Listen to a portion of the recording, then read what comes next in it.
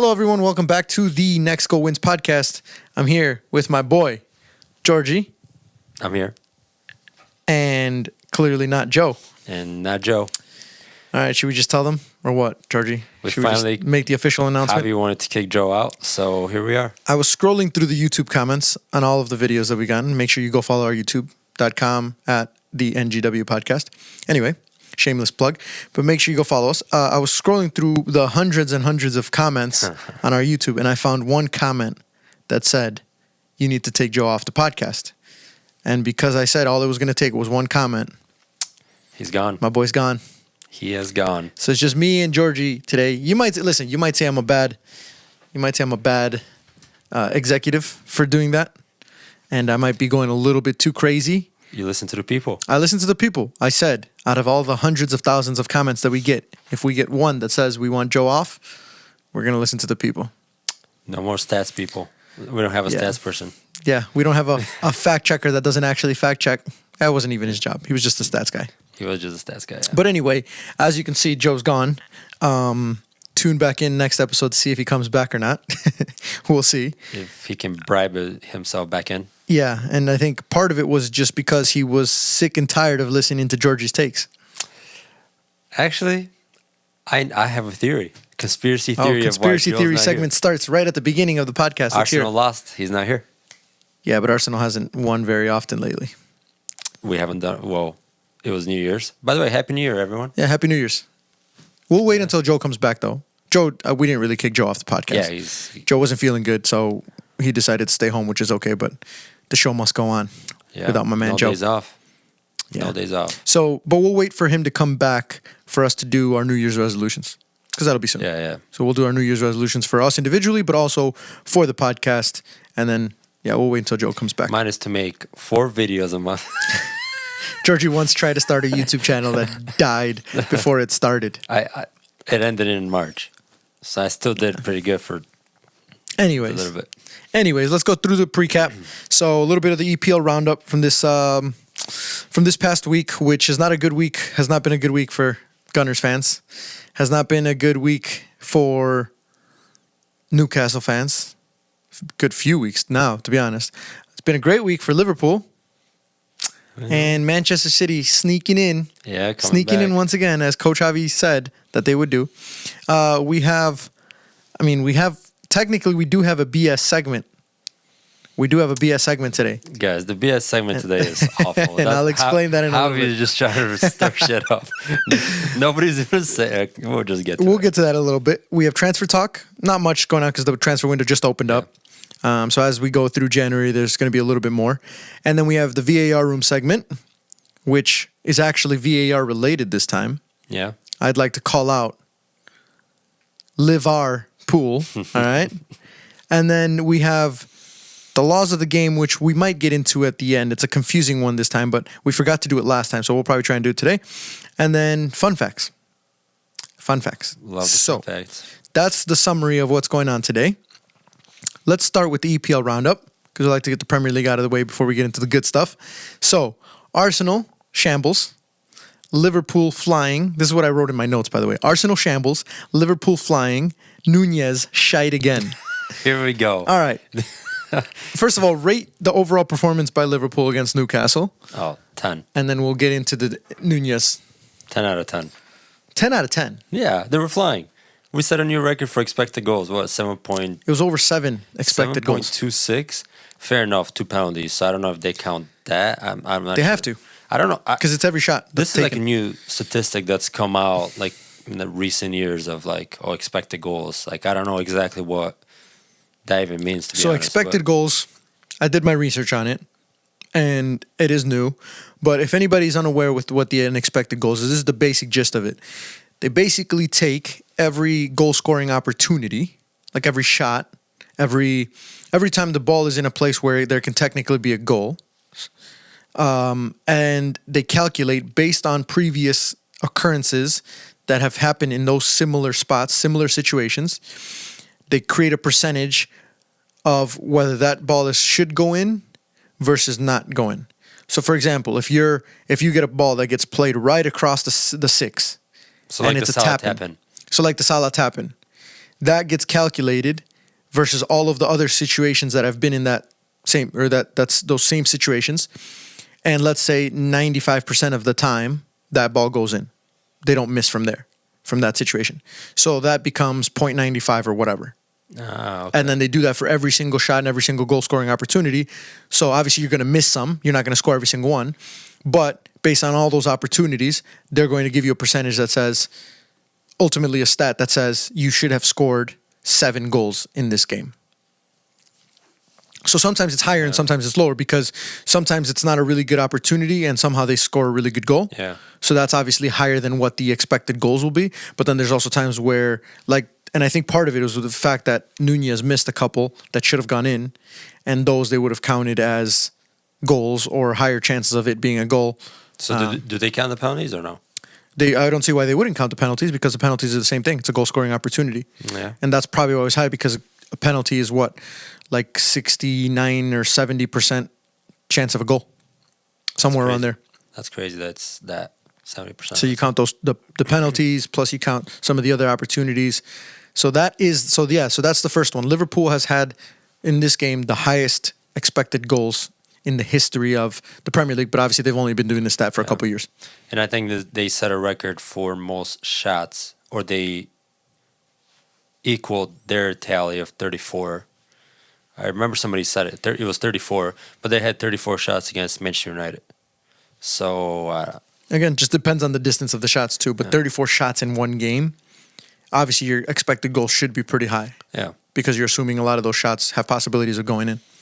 Yeah, I mean, good performance overall. So Georgie's happy. Georgie, this is the only, ladies and gentlemen, this is the only reason why this podcast has gone on as long as it has, is because Liverpool's done well this season. Was I here after Manchester United 0-0? I know, but last year, Liverpool, every single week, you were getting asked, are you worried? Are you worried? Yeah, I wasn't worried. And at a certain point, you just stopped showing up. No. Different things happened.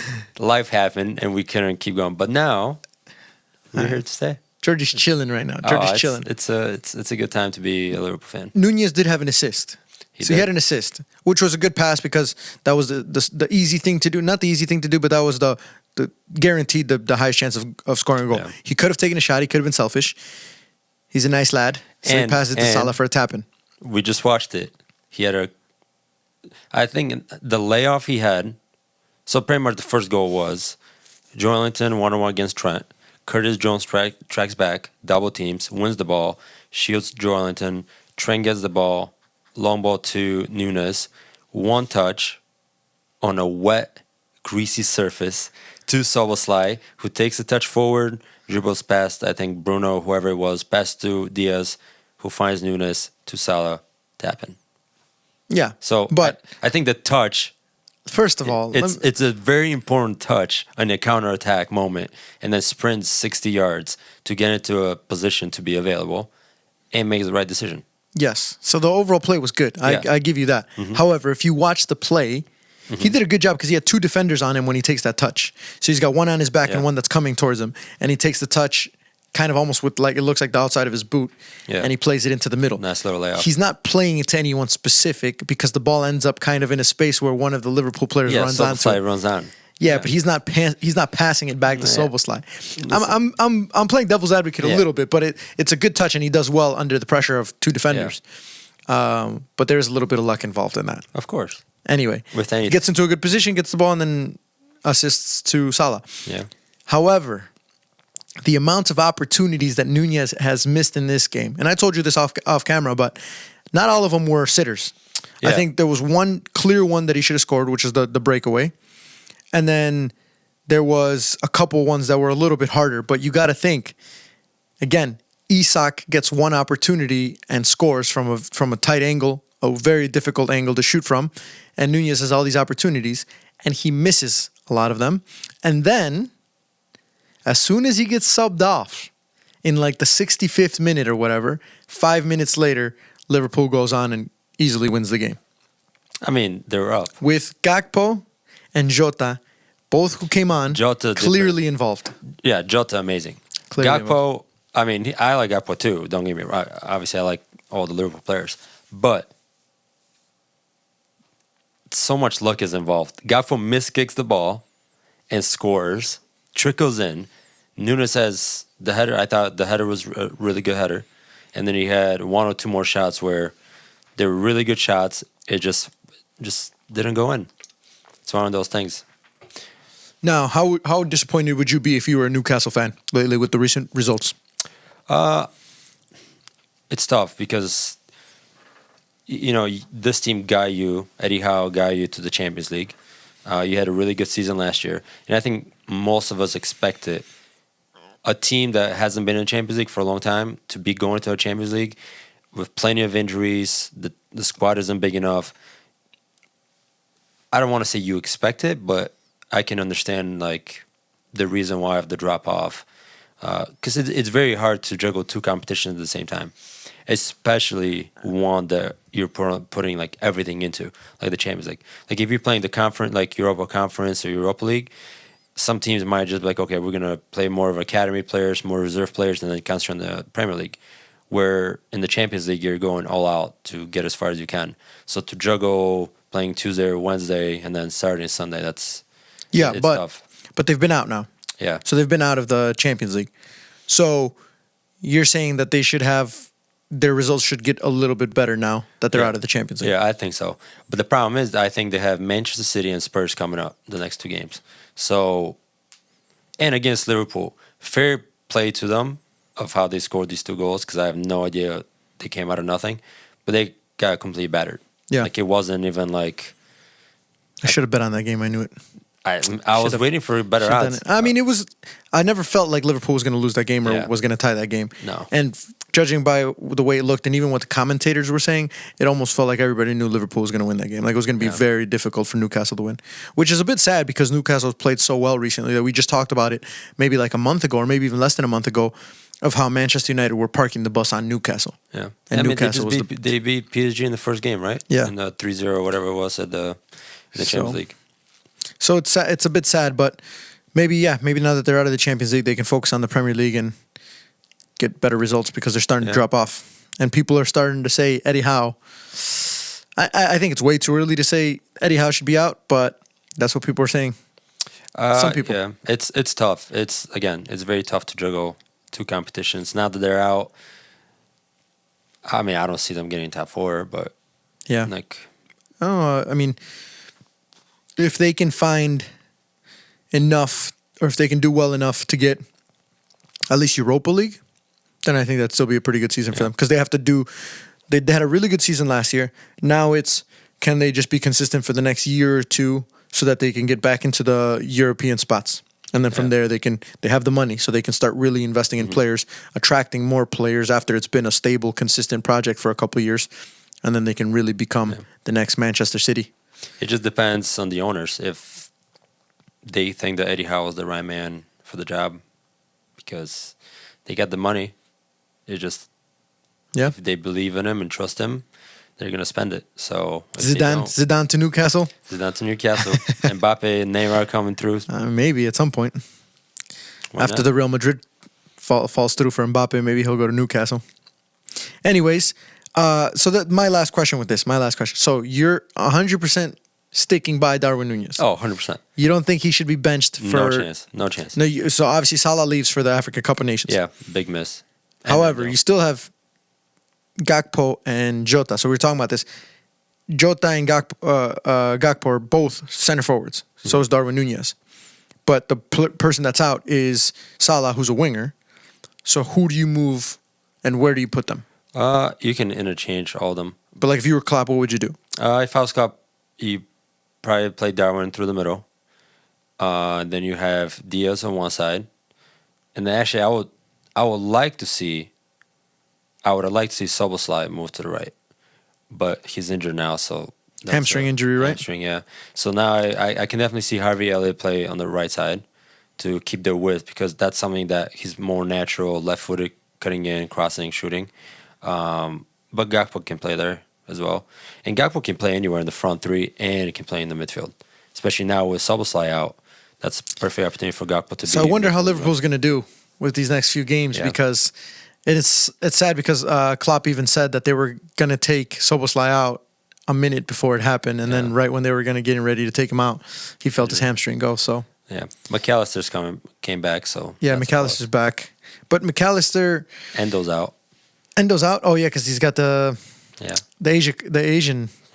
Asian Cup. Yeah. So, wow. Yeah, Which is interesting. So that's another point that I wanted to bring up is that most of these teams are going to be like Tottenham. Son is gone. yep, huge miss. Liverpool, obviously, Endo and Salah are gone. Manchester City does not have a single player going to the Africa Cup of Nations or the And they never Asia do Cup. for the most part. Mars, I think, was the only one that ever. Interesting. I wonder if Liverpool drop points Oh yeah, and Manchester City make up these points because they had to leave for these Africa for these it's tournaments. huge. The only positive out of all this is the fact that Liverpool don't play a Premier League game until I think the 25th of January. Because they got the FA Cup coming up. So we have Arsenal on the 7th, and then we have Carabao Cup. Oh wait, is it FA Cup with Arsenal? I don't even know.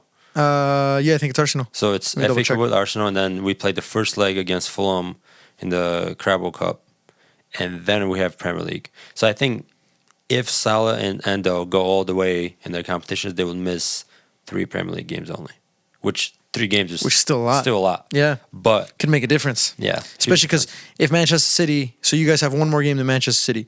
If Manchester City wins their game, they're only 2 points behind. Yep. So then any mistake, Which then, yeah, one lost game for Liverpool. and they have KDB coming back. Yep. It's the momentum shifting a So bit. Pep is I wouldn't say a happy man because of the way that they've been playing recently, but he's a positive man because of the Yeah. outlook. It's looking good for Manchester City. Arsenal, on the other hand, struggling, and I feel like this is mine and Joe's fault. We jinxed Arsenal. I'll tell you why. Because on this podcast, we sat here and I even said, this season feels different than last season because last season I always knew there was going to be a drop off, and this season I felt like Arsenal were playing so consistently that there wasn't going to be a drop off. Like we might drop points here and there, but overall we'd be very consistent. We have, I think, 1 point in the last 3 matches. All right, so let me. I think you guys have 2 losses, 1 draw, 1 win in the last 5 games. So in the last Premier League games, at least in the last 5 Premier League games, right? We lost to Aston Villa 1-0. We beat Brighton 2-0. Tied Liverpool 1-1. Lost to West Ham 2-0, and then lost to Fulham 2-1. Yeah. So in the last 5 Premier League matches, we have 1 win, 1 draw, and 3 losses, which is terrible. Yeah. And again, I was telling this to Joe the other day. Is like, it just bothers me so much the fact that in the part of the season where a lot of teams are dropping points, we could have won some of these games and built a cushion at the top that would have forced some of these other teams to have to continuously play well, and we didn't take advantage of that. And so now we're kind of just in the middle with everyone again. Yeah. And I think we're down to like 4th now. So Wait, you're below Man City now? yeah, No. so we're in 4th. So it's Liverpool, Aston Villa, Man City, and Arsenal. And Man City only because they have more bigger goal differential. But we have 1 more game than them. Yeah. So technically we are going to be, if they get a point or 3 points. So that bothers me, but at the same time, it's also a good thing because everyone else is dropping points as well. Like Manchester City in the last few games hasn't done so well. Liverpool's been pretty consistent, so that's why they're at the top. But nobody has run away with it so far where I'm like, damn, now we're really trying to catch up. What like it's hard to pinpoint what exactly is wrong because it's not like it's injuries because everybody's healthy. I just feel like at this point, I wouldn't say it's running out of ideas when plan A doesn't work. But for example, when we talked about the last minute goals by Declan Rice, that's happened twice already this season. You're looking at like on one side you're saying you're not playing well, but you find ways to win, and that's what champions do. But then on the other side, you're thinking like, okay, now maybe it's becoming more obvious that something going forward is not clicking. Because I think defensively, you guys are much more. We've been more solid than we have been Yeah. in the past. But going forward, it's like Martinelli's stats. If you look at them, they don't look the greatest. No. Compared to like the championship winning teams. Yeah. So I think a couple things. I think first of all, you're right in that point where we had a couple games where we got lucky. Like we scored in the last minute to save the victory or whatever. And you can say championship teams win even when they're not playing well. That applies for those games, but you can't have that scenario pop up every single game. And that's what's been our problem. Like you could have some really good games and then for whatever reason one game you're just not clicking and it's just not going well and then you still manage to find a way to win the game. But I think Arsenal just hasn't been as consistent recently in these last 5-6 games. Yeah. So that's the biggest problem. And also, yeah, our back line I think has been playing pretty well, but that'll only get us a draw if we're lucky. If our front three and our attacking side of the game is not doing well, and it hasn't. Martinelli has had a really bad stretch of the last few games. He hasn't been playing well at all. Saka, okay, but not really playing well. And then the problem with that is players like Gabriel Jesus. If those two guys aren't playing well, Jesus isn't playing well either. So our front three haven't been firing on all cylinders like they were last year. I think we've gotten exposed at the back with a couple of mistakes and realizing that Zinchenko, there's a reason why Zinchenko wasn't going to be a long-term Manchester City solution and why he came to us. Even Tomiyasu, when he came on the last game, I didn't think he played very well either. Lost the ball a couple times, was just in the wrong position. So it's hard. It's hard seeing Arsenal lose to Fulham and then lose to West Ham and just not be getting results against teams that typically we should be beating. But the only reason I'm happy, or not happy, the only reason I'm not as upset is because my boy Raul Jimenez scored the goal against Arsenal. And it's always nice to see a Mexican playing well in Europe. So, but again, I think it's part of being in the Premier League. Like, you're going to have those momentum swings of, like, 3 weeks ago, you weren't, like, we were sitting here like, oh, Arsenal are potentially, going to win the league because they haven't been playing well, but they're still getting the results. And now, like, 2-3 weeks later, we're like, oh, the last 5 games haven't been. And this is the most important period where you have the 5 games, 6 games, like, in the close amount of time. So, but now I think Arsenal do have a break as well of Premier League where maybe this is what they need of, like, a few weeks away and then come back running in.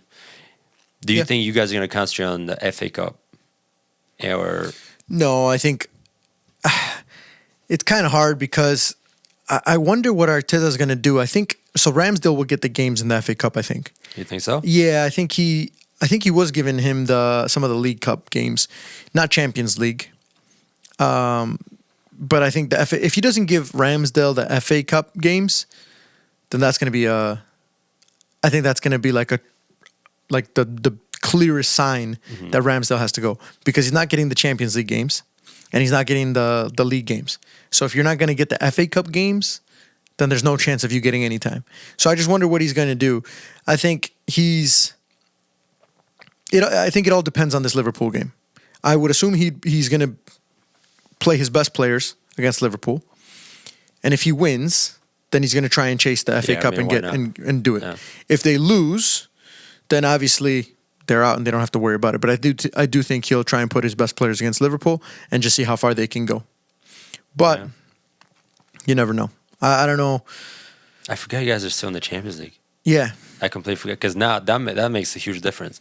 Because these are the games where in the Premier League where you can, like, short amount of time, plenty of games, and this where you can potentially, build your momentum going into Champions League and the final run-up of the season. But as we talk about Newcastle, it's very, very tough to play in 2 competitions when the confidence isn't there. So that's going to be very interesting if by February, when the Champions League does get back going, how you guys will be. I wonder, maybe he does say, even if we do beat Liverpool, maybe, or even with the Liverpool game, maybe he says, I'm not going to put the best players out there because we probably don't want to be in 3 competitions. Yeah. I mean, that's fair. So maybe he's like, you know what, screw the FA Cup, let's go for the Champions League and let's go for the Premier League. Because the good thing about the Champions League is that it's almost bigger than the league. Yeah. A lot of teams will say it's bigger than the league. So even though Arsenal might not win the league, all they need to do is perform well in the next however many games are left in the Champions League. Yeah. And then what is it, 5 games? They're in the round of 16 now, right? Yeah, so you get 2 and 1 home, 1 away, then 1 home, 1 away. So 6? And then round of 16, 8. No, so 7. 7. Okay, 7. 7. Games, yeah. Because 2, 2, 2, Yeah. 1. So, thing is, if Arsenal start doing well in the Champions League and they continue and they progress to the next round, then the league doesn't look so bad if we lose it, because if there's a chance, I don't know if there's really a chance of us winning the Premier League, especially the way we've been playing right now. Yeah. And looking at some of the teams in the Champions League. And teams play differently in the Champions Way League too. different, That's a crazy part, because they know that it's not a long-term thing. It's like you just play well for these matches and we have a chance of winning it. So teams end up playing a little bit different. But it's not a good run for Arsenal the last few games. I'm hoping that we can get back on track, but now I'm starting to feel the opposite way that I did, where I'm like, I don't feel comfortable. I don't feel like we're going to be consistent. I feel like we're probably going to have a lot of these ups and down results. If maybe you guys bring somebody in this transfer window. I would hope so. We have a couple transfer targets, and we've talked about them a little bit. I do think we need to bring in Ivan Toney. I think he would be a really good buy. I actually did see something about that today. Smith Rowe and 30 million or something for Toney. So wouldn't be a bad idea. And it's just, are we going to have enough to fend off some of the other teams that are probably going to try and get him? And then, is there any other surprising transfers that we might try and get? Some people have linked Arsenal to Douglas Luiz, because we could use someone like him in our team. But we'll see. That's a good thing about January. That's a fun part about January, is like the transfer, like the deadline day, but also like the week leading up to it. There's so many rumors going around about who's going to move where, and we'll talk about that a little bit too in today's podcast. But right now it's just early, so there's not much going on right now. But there will be very soon. But speaking of that, why don't we just go straight into the transfer talk segment? Because there's a couple of things. First of all, Lloris leaving Tottenham. yeah, LAFC, right? LAFC.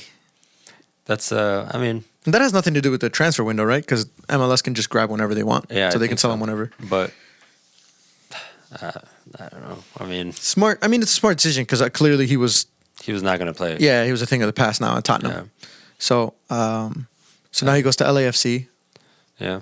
which is good, because MLS teams now are starting to get some of these players before they're really ready to retire. Like, he could have gone to another Premier League team. Yeah. He could have gone to, like, Brentford or Nottingham Forest, one of those types of teams. And Nottingham Forest is probably a good team to think about a goalkeeper, because Matt Turner has not been playing very well. He's in shambles himself. Yeah. So I'm surprised that, like, a team like that wouldn't want to pick him up. But that's good for the MLS, because, again, that's another big name. And the more you can start getting these guys earlier, and the better product that you're putting out, the more that they're going to try and bring their friends over. Just like Inter Miami, that whole That's bringing. Did you see the post that they put up? No, It was sick. So Inter Miami got Luis Suarez, and in the post that he put and they put, it was like 5 little kids, 4 or 5. So who's there? So it's Jordi Alba, Busquets, Messi, and Luis Suarez. Yeah. So it's 4 kids, like just sitting on the field, the Inter Miami field, and it's like 4 kids who are like little. You can't tell who they are, but it's got their jerseys, and on the back, it says Messi, Alba, Busquets, and Suarez, and then the caption was like, how nice is it? How nice is it to, or like, the best thing you can do is play with friends. That's dope. And it was really cool.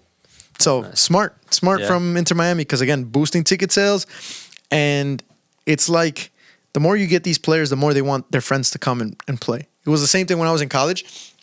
We started my freshman year. I think there was 2 Brazilians there. 2 Brazilians. By the time I graduated, there was like 8 or 9 Brazilians on the team. Yeah, because they just keep bringing them. They just recruit their friends. Yeah. And obviously they don't want to play with bad players, so they recruit their friends who are actually legit. Smart. Yeah, I mean, who doesn't want to see Messi, Suarez, Busquets, Alba? Like, one, they're legends, and still, like, Pretty damn good for pretty that damn level. good for an MLS. It's amazing. This is your boy, Varane. Contract not extended. They had an option to renew his contract by 1 year. Mm-hmm. They chose not to do it. So he's free to leave, and they're not going to get any money for him. And what did I do sitting there on that table Bringing up the past as usual. These Liverpool fans, man, I swear. a month ago, or maybe more? was less than that. I said Ten Hag had something against Varane, And he wants him out. and you and Joe bashed me. I didn't Who are disagree your with it. sources, blah, blah, blah, blah, blah. Bam. I didn't disagree with it. I just said that you started. You were starting to make up a lot of the names that were associated to Ten Hag out. All of them are. No, not all of them. Dalot's still playing. I'm actually I never said Dalot. Yeah, but you said he was part of the problems with him because he was one of the ones that left early during the preseason game. Casemiro. So he's still there. I don't even know what's going on with Casemiro. But I'm actually very surprised because Lindelof got renewed and Varane didn't. So there's something. Right. There's something off. So clearly they don't want him for whatever reason. I don't think it's a sporting ability because I think he's probably better than some of these guys that they're probably going to keep. However, if you are Varane, where do you go? Or if you were one of the teams in the Premier League, who takes him? Honestly, you go back to Spain and then, I don't know. Play for another team in La Liga? You think Real Madrid would want him? They do need center backs. Yeah, but Real Madrid's picky, man. They don't do that like we'll take players back kind of thing unless they're like legit. I don't know. I have no idea where he goes from here. I mean, I think he could play in the Premier League. I think if you think about someone like Fulham, Tim Ream is like. And by the way, they just extended Tim Ream's contract. Yeah. He's going to be 38 years old by the time he's done. But Varane playing for Fulham, he just doesn't. I mean, I guess he could, but it doesn't sound At one point, you would have said Varane playing for Manchester United is kind of weird. Him in the Premier League is kind of weird, right? Yeah. He was one of the, I don't know, I don't want to say one of the best center backs, but to play for Real Madrid, winning Champions Leagues and La Ligas, you have to say he's one of the better center backs at the time. And then coming to Manchester United to a shit show, and then it kind of it makes it feel like he's not that good of a player anymore. Right. When it's crazy. I don't know. I'll tell you what team loves older center backs. Chelsea. They do. Chelsea loves older center backs, and they love Spanish-speaking ones because they had David Luiz, the Thiago Silva, and now they're gonna. I mean, not that they're gonna have Varane, but Varane would fit the Chelsea profile of clearly what they like to recruit in center backs, in my opinion. Look, I think any team in the world, if he's for free, what do you have to lose? I mean, wages. He's probably going to demand. Their wages are high, but you're saving yourself. I mean, think about the transfer fee alone. You're saving so much money that should pay for his wages. Yeah, it would be no. When you think about it that way. So I'm curious to see where he's going to go. He might stay there until he really has to leave. He doesn't have to leave in this transfer window, but they have said they're not extending his contract, so he's free to talk to other teams. Sancho, possible loan deal to Dortmund. Another one of Ten Hag out. Just they keep on coming. He never wanted to. He never apologized. Yeah, he never apologized, and he stuck to what he said he's going to do. And I hope he goes back to Borussia Dortmund. The funny thing will be he's going to go back to Borussia Dortmund. He's going to ball out. He's going to do really well. And then all Manchester United fans are going to be like, what is going on? Bring him back. We want him back. And then you're going to go through this cycle of it's Manchester United. It's not Sancho type of a deal. If you're Sancho, I don't know what happened. There was never going to know. There was something that happened. But I wonder at what point you say all right, you know what? I'm gonna just let him win and apologize just so I can play, because he's missing out on his transfer value is going down every single minute that he doesn't apologize to Ten Hag as of right now until he finally goes to another team. So at what point do you either say, all right, get me out of this place as quickly as possible, I'll go wherever just to start getting some playing time again, or do you say, all right, I wanna apologize just so I can get back to it and not start making some money, but have the potential to continue making money. Yeah, I mean, it looks like he's just gone. You know what this reminds me of a little bit? What's the quarterback in the NFL that hasn't had a team for the longest time because he kneeled during the anthems? You remember him? Oh, Colin Kaepernick. Colin Kaepernick, right? So he did this whole thing, which for him, he was the one that led the whole movement of I'm going to kneel during the anthem, which people do now all the time. So in that aspect, he's done a big thing for changes as far as civil rights go, right? However, because of that, he essentially sacrificed himself. And now he's been 6 It's been like 5-6 years at least that he hasn't played for an NFL team. And he's been training and training and training. And at this point, he has said, like, clearly out in public that he's willing to do anything to get back to an NFL team. Even I saw he even wrote a letter to one of the NFL teams saying, like, I'd love to, get some reps in and see if you guys like me and all of this stuff. How crazy is that? That, like, you do this and then at the end, I wonder if he's, like, regretting that or if he's saying, like, I would have done the same thing over and just dealt with the consequences. Same thing with Sancho.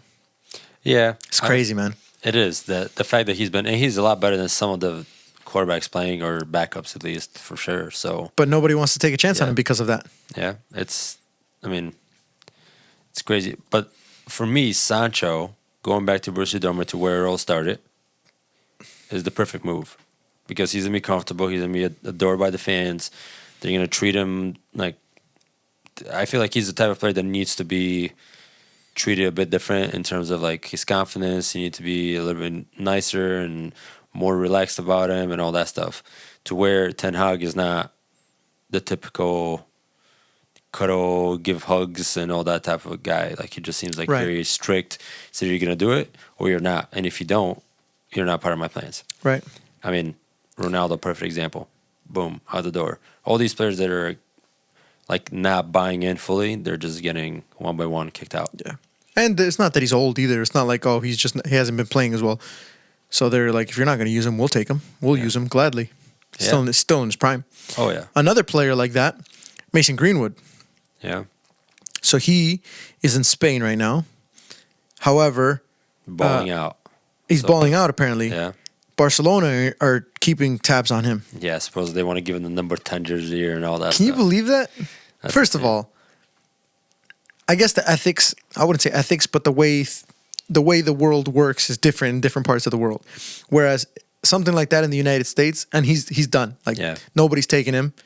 And if you do take him, you're going to be looked at as, like, you support domestic violence and all of this stuff, right? And then in Spain, so who's he playing for right now? Is it Getafe? So Getafe takes a chance on him. And their PR team has to be really smart about the way that they, promote this kind of stuff. And now Barcelona's thinking about taking a chance on him. It's insane. Yeah. And, I mean, really giving him, like, is he that good that you'd be willing to offer him Messi's jersey, which hasn't been used since Messi left? I watched, like, because I did bet on Getafe a few times, but I did watch him play. He was actually really good. Like, he was, I think La Liga just suits him a lot better than the playing style. But I mean, he would definitely help Manchester United at the moment. So it's crazy, man. Yeah. Also, what does that say? That how long had he been out? A couple years? Yeah, I mean, like a year and a half, 2 years, somewhere around there. So you don't play, and we talk about the most important thing you can do for your development is to get minutes. So if you're not getting minutes, it's hard for you to develop. So how do you take a year, 2 years off, come back, and you're one of the best players still? Yeah, I mean, I did have a theory. So I talked to Joycey, the guy who was the strength and conditioning coach for DCFC my last year. And I was curious because I retired officially around the age of 24, 25, somewhere around there, which is like prime for a footballer, right?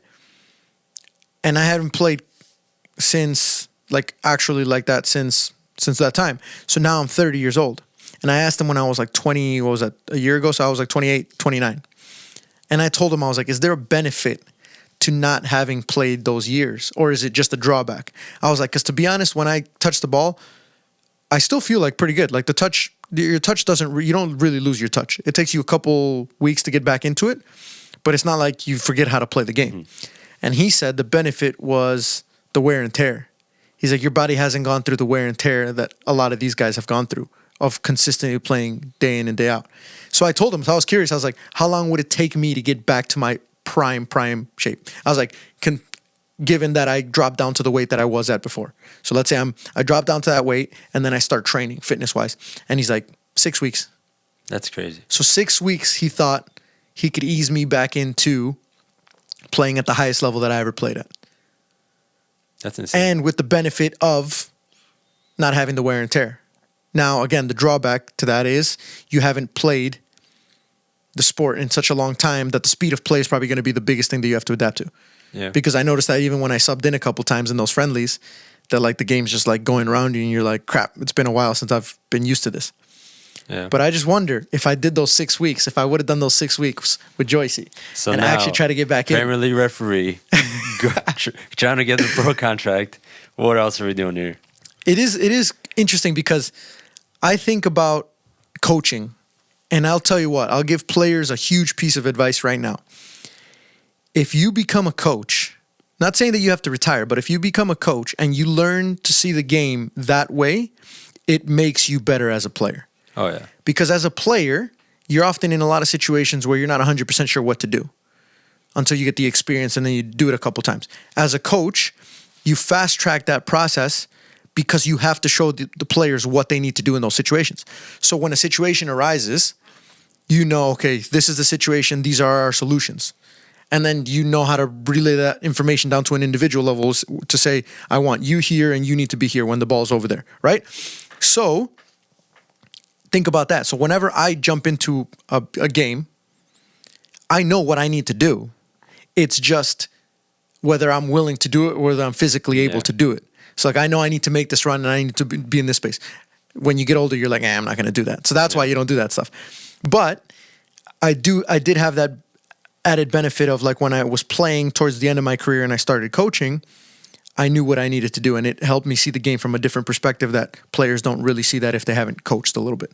So that's a huge one. If you are playing and you want to play at high level, if you can find the time to learn to see the game through coaching, it'll make you a better player, for sure. 100%. Do you think Mason Greenwood coached on the side while he was out? No. But who was it? Granit Xhaka. He is getting his coaching licenses as he's playing at Bayer Leverkusen, and he said, there was a quote, I got to pull up the quote, but he said something like, now that I'm getting my coaching badges, I see the game from a different perspective. It has 100% made me a better player. Yeah. And he's playing well. He's playing very well. So Xabi Alonso style. Just saying, this is a big tip to the people. Big tip to the people. And the more a lot of players end up being coaches, because that's a way to stay in the game after you've retired. Get a head start. Get some extra coaching and get some coaching on the side. Get some volunteer experience, and then next thing you know, once you've retired, you already have a little bit of experience. You don't have to start a brand new process all over again. Yeah, I feel like a lot of Premier League teams they push for the older players to get like their license, their badges, whatever, and then they can just get into the academy and they give them the job right away to build the experience. Yep, and the good thing about it is if you're a player, you get fast tracked through those licenses. You don't have to start at the beginning like everyone else. In the United States, you can jump straight into your B license, which is crazy because it starts with like grassroots, and then it goes to the D license, and then it goes to the C license, and then the B, and then the A.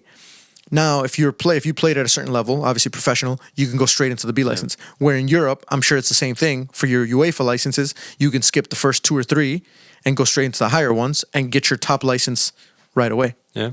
So take advantage of that, for sure. Take advantage of that. Whether some people don't like it, because like, they shouldn't be ahead of us in line type of thing. Yeah. I mean, you're always going to have the... You're always going to have the people who say you should and people you shouldn't.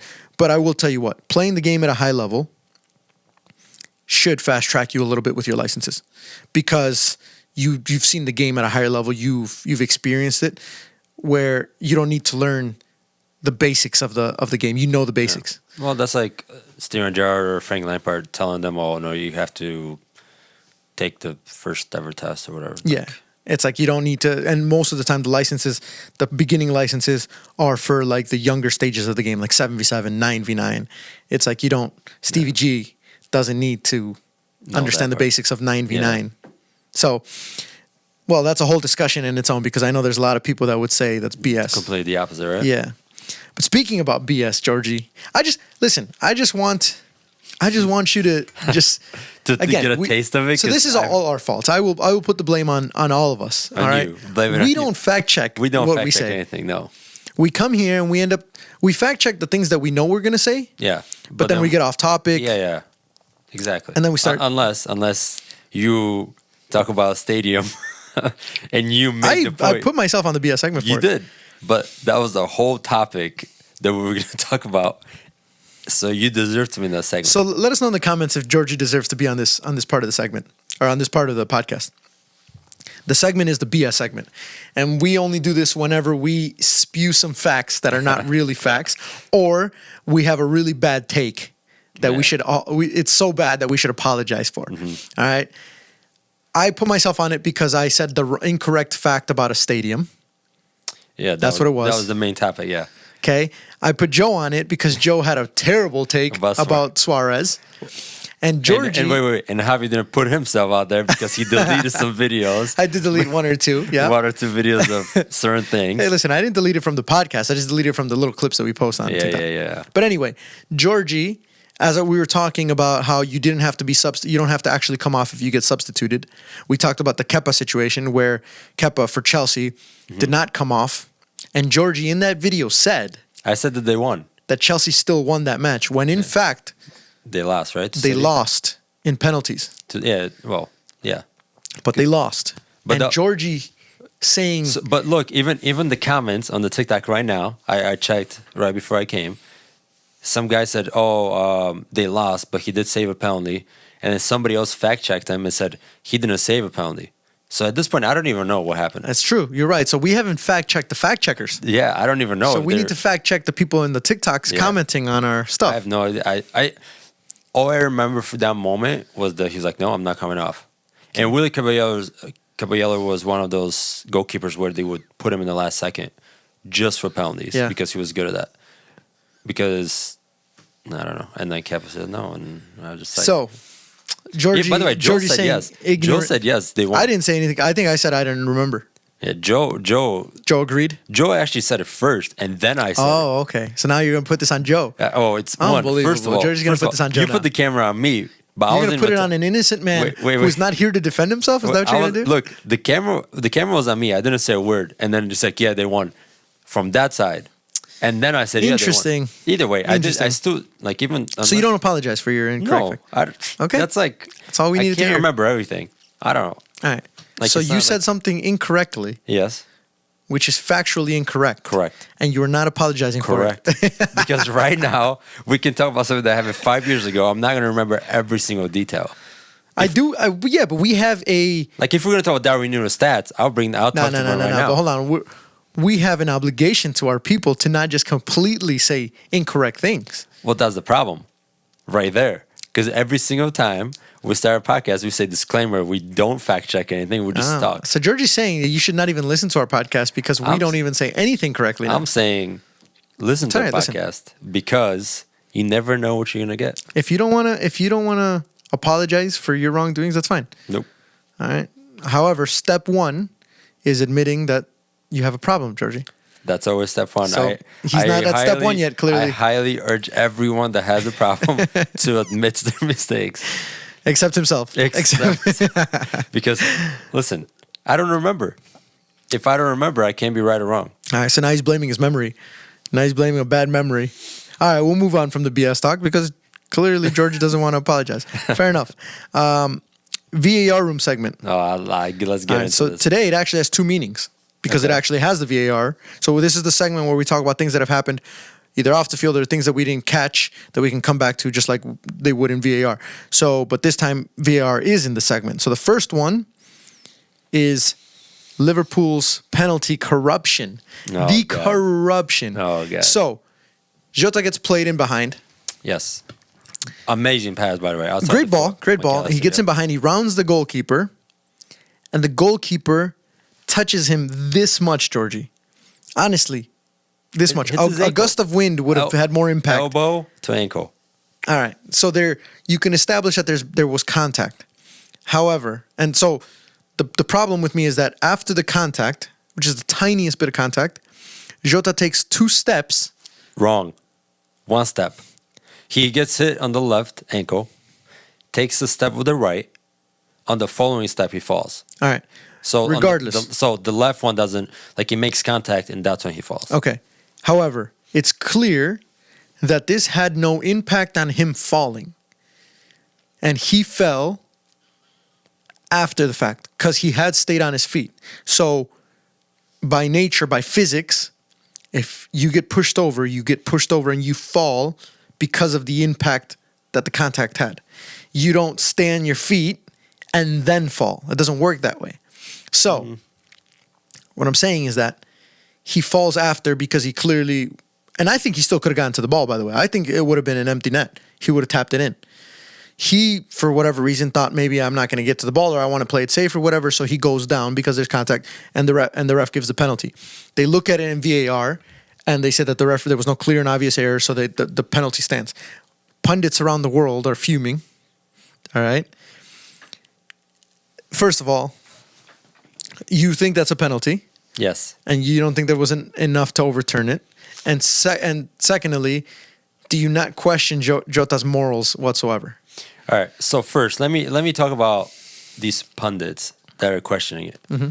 Alan Shearer, who went crazy about it because he's a Newcastle fan. Ian Wright, because he didn't watch the replay or didn't see the clear contact. And then you have everybody, like Gary Neville, say he took 3 or 4 steps, which is not true. Like, everybody was watching in real time during the game was upset about it. Now, But they said the same thing afterwards, though.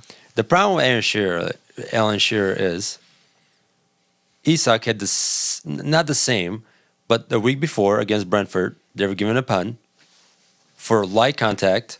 Isak falls, flips around. I'm not going to say a dive. Soft, yes, but it's a penalty. Nobody said a word. Yeah, but it's different. It's different though, because this one was like. Well, this is Liverpool already winning, by the way. Like, you never know in the game. Newcastle might come out of nowhere and tie it up. However, let's think about the situation here. Jota's a goal scorer. The guy, he's a forward. He's a striker. He wants to score goals. That's just the nature. He's a poacher as well. He's not one of those strikers where he cares more about passing than scoring. He wants to score. So, if, for example, and this is my problem with it all, Jota dribbles the keeper. If he tries to stay on his feet, and for example, the ball goes out of bounds, or he can't reach it, or he stumbles as he's kicking it, and it doesn't go in, nobody bats an eye and says, and nobody's going to bring it back. Even though there is contact, clearly, like, there's contact, and I don't know, you don't know, nobody knows if that contact was, like, enough for him to fall or enough for him to put him off balance or whatever. So the problem I have with this is the fact that if he tries to be morally correct of staying on his feet and he misses, it doesn't go, like, he doesn't get the advantage to come back and be given a penalty. And I'll bring it back to last year or 2 years ago, Mane against Newcastle. Perfect example. The ball bounces inside the 6-yard box. Mane is first to it. The goalkeeper grabs Mane's leg and holds him. Mane doesn't fall. He tries to stay on his feet. He, moves his leg away from the goalkeeper, tries to kick it. It goes out of bounds or it gets cleared or whatever. No goal. Vieira looks at it, says no penalty because he didn't make a big deal out of it.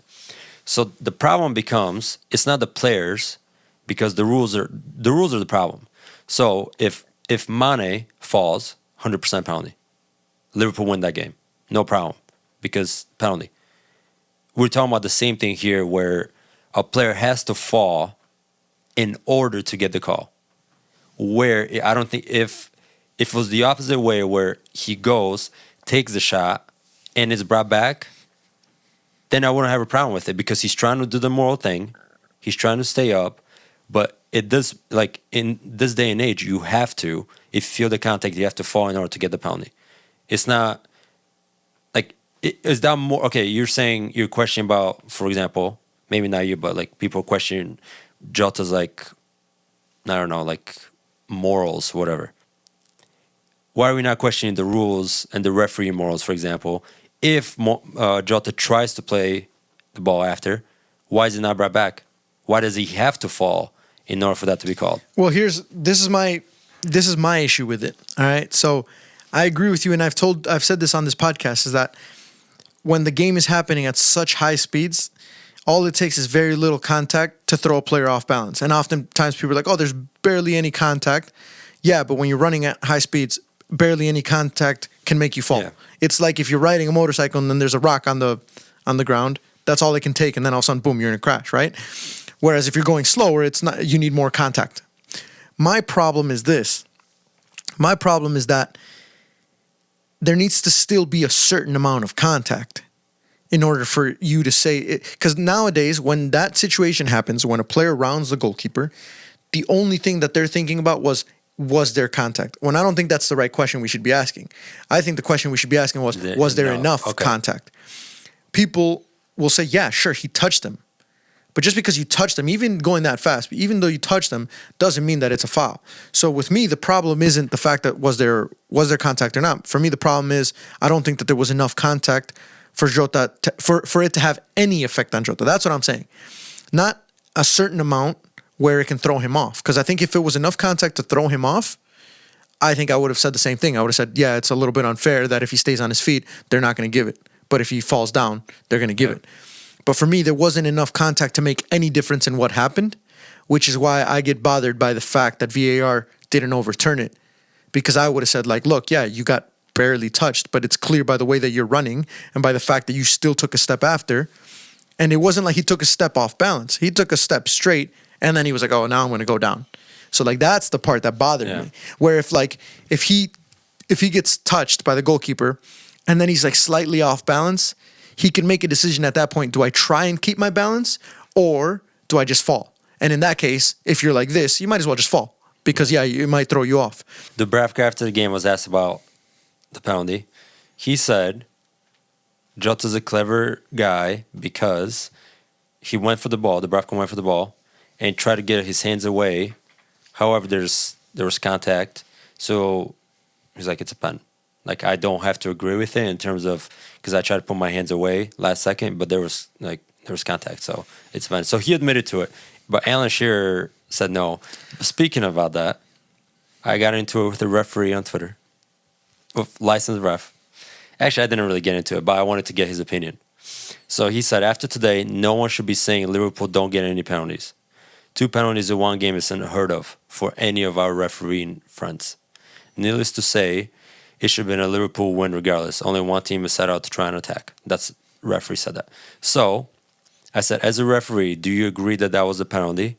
And thoughts on Joe Ellington not getting a yellow in the first half?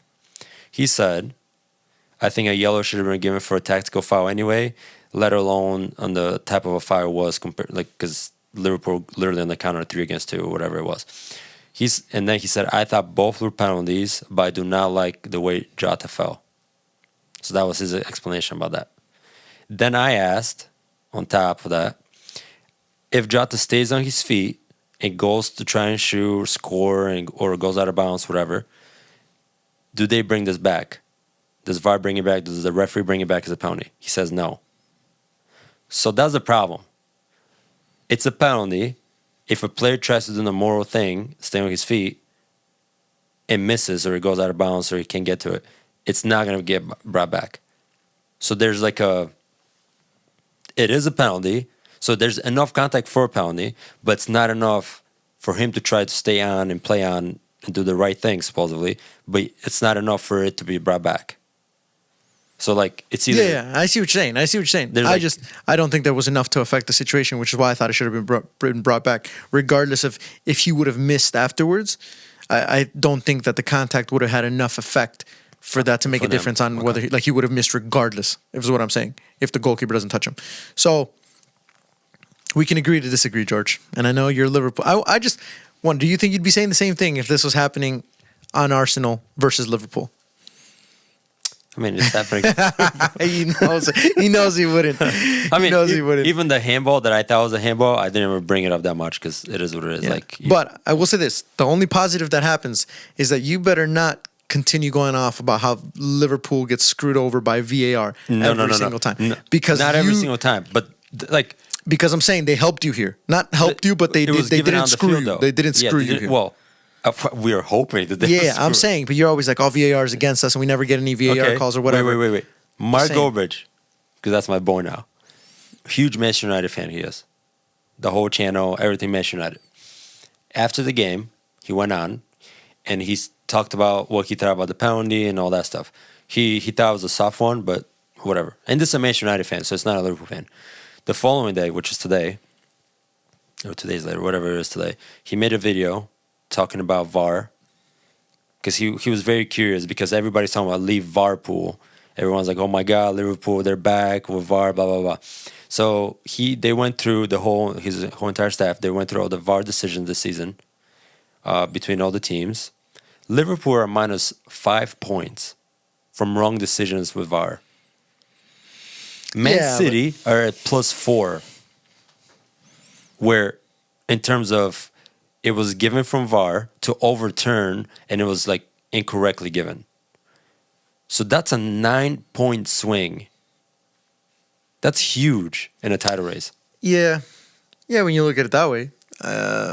But like you're also saying that the VAR decision was the sole reason why they didn't get those points, which is obviously not real. Yeah. So like, for example, I mean, the Spurs game. Like Liverpool at least get a point, hopefully, by the 1 goal. Like, all that stuff adds up. But I will say, VAR didn't screw us this time. All right, so Georgie's happy about that. I'm they can't screw you over every time because then there would be some real conspiracy theories going on, right? So, Georgie's happy about that. He was happy when the VAR check was complete. Like, if they didn't give the pen, I would have been like, it's like, why would he not like stay up and score? Yeah. So that's the argument I would have if they didn't give the pen. Like, what reason does he have not to? Like, it wouldn't make sense. So for him to fall, he must have, thought he was off balance, whatever, I don't know. So Yeah. that's what makes sense in my head about, because there's no reason you don't score. I'll tell you what, though. Different situations that could have ended with different histories of the world of football. I read Kun Agüero's book, Sergio Aguero's book, and the first thing that he talks about, the way that the book starts, is he describes the moment of him winning Manchester City the league with that one goal in the end. And he talks about how right before he takes the shot, one of the defenders actually clips him. And he thinks in that split second, he's like, should I fall? Because if I fall, I might get a penalty. Should I stay on my feet? But like, what happens if I don't score and I stayed on my feet?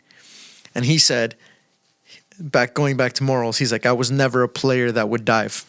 He's like, I was always a player that wanted to try and stay on my feet and be honest. He's like, so I stayed on my feet, and fortunately, history was on my side. However, he's like, I just thought, like, if I would have fallen, what happens if we don't get a penalty? Or what happens if we do get a penalty but we miss? So he made the right decision. Yeah. But I mean, the Liverpool game wasn't that important, but just interesting to see. So what I'm getting from this, I'm going to go on social media. I'm going to find a Kun Agüero dive somewhere. Absolutely. And we're going to see if he's morally... That's what he said in his book. So we're going to put him on the BS segment of this podcast. We're going to bring him on. All right, so moving on from that, the other part was Wayne Rooney, your boy, sacked. Terrible. Sacked. They were 4th place when he first took over, and now 20th. They're 20th. And they've won, it was like something crazy, like 2 of the last 16 games or something like that they've played. He needs to take a break because it's not going anywhere he's been. It's the whole golden generation of England. Wayne Rooney, Lampard, Gerrard, all probably the best in one. terms of coaching-wise. Yeah, probably the best one was Gerrard just because of Rangers. I'm sure there's a couple other ones that we're not really thinking about. Oh, I'm saying really for those 3. Like, yeah, Frank Lampard, every time he's been to Chelsea, has been absolutely terrible. Not managing, but Beckham, success with Inter Miami. Beckham's success, yeah. Building that team up. I feel like that's a lot easier for those players just because they're like very well known. They're legends of the game, so it's easier to approach people to come to play for your team rather than you coach them.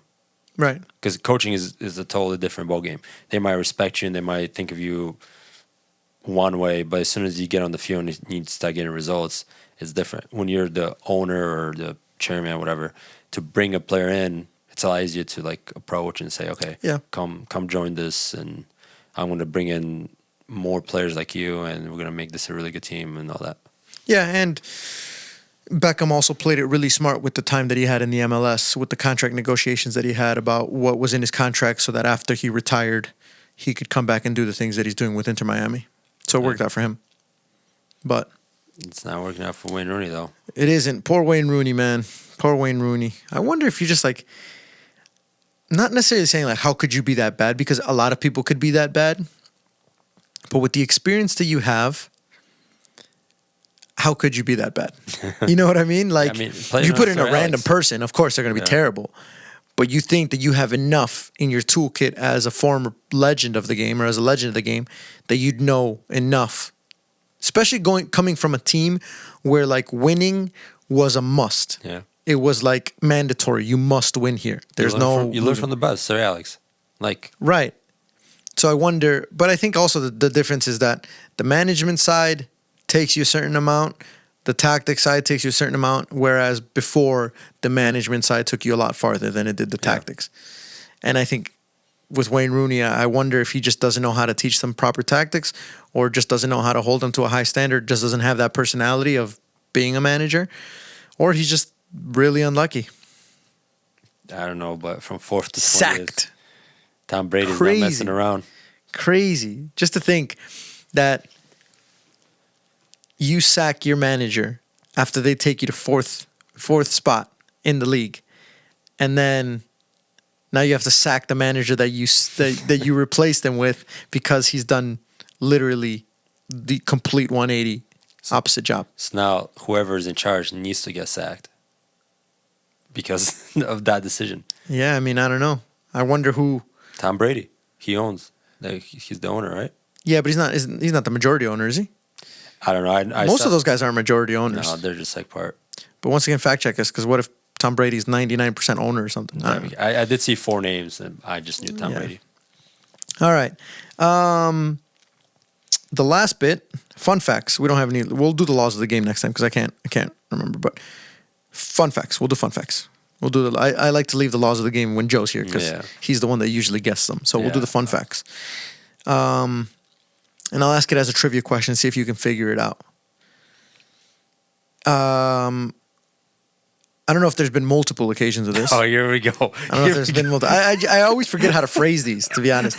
I don't know if there's been multiple occasions, but there was one team that had to make adjustments to their uniforms, to their kit, in order to be within the rules of the FIFA World Cup. Do you know who it was and why they had to make modifications to their kit? I don't know about the FIFA World Cup one, but there's one they have in the Premier League. Nope. Well, I mean, maybe it happened, but this is not the one that I'm talking about. No idea about FIFA World Cup. All right, so tell me real quick what happened in the Premier League then. A team forgot their away kids, and they traveled all the way. Oh, no, it happened with one player. It was, who was it? I think it was a team with Big Sam. Yeah, it was a team with Big Sam. And they took one of the kids from the fans. They like the kid may have went into like the bus station waiting for fans to come out. They took one of the sizes of the guy, whatever, his size.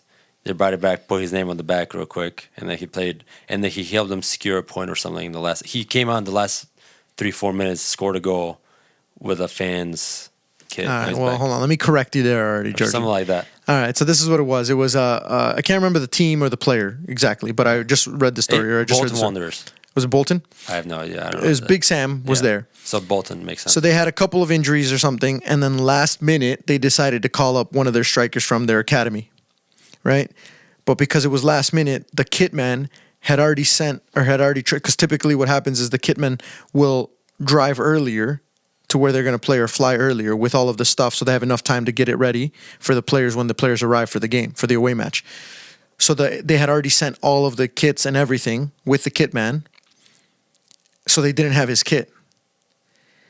And they had only just the exact amount of kits for whatever reason. Typically, you're supposed to carry an extra, but they only had the exact amount of kits. So what the kit man did was he waited at like the bus stop where the fans were going to go show up to the game, and basically waited for the right jersey to come in because everybody wears jerseys from different eras, different years. So it had not only the jersey of that year, but it had to be the away jersey as well. He had to wait. He found a guy who had that jersey in the right size, the authentic jersey or whatever. He took the jersey. He went into the other kitman's offices or whatever, where he had to press the name onto the jersey, and he traded it for like a training top, which I feel like you kind of got screwed over there a little bit. Like, I would have said this. I would have been like, give me the training top. After the game, I want my jersey back signed by that player, right?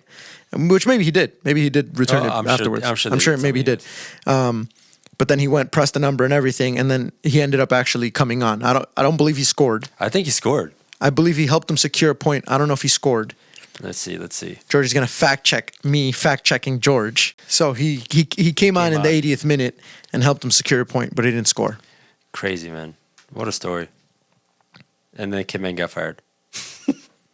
Well, it's kind of hard to blame the Kitman because I feel bad because sometimes the managers just kind of expect them to just know things, and it's like, well, you can't really do much. However, they are expected to bring extra jerseys just in case something like that happens. So always bring extra jerseys. But anyway, that's that story. So long. We got to go back to the original point of this story. All right, so I'm going to tell you, Cameroon played in the Africa Cup of Nations with sleeveless jerseys. Why? That was just the jersey design. So they played with sleeveless jerseys.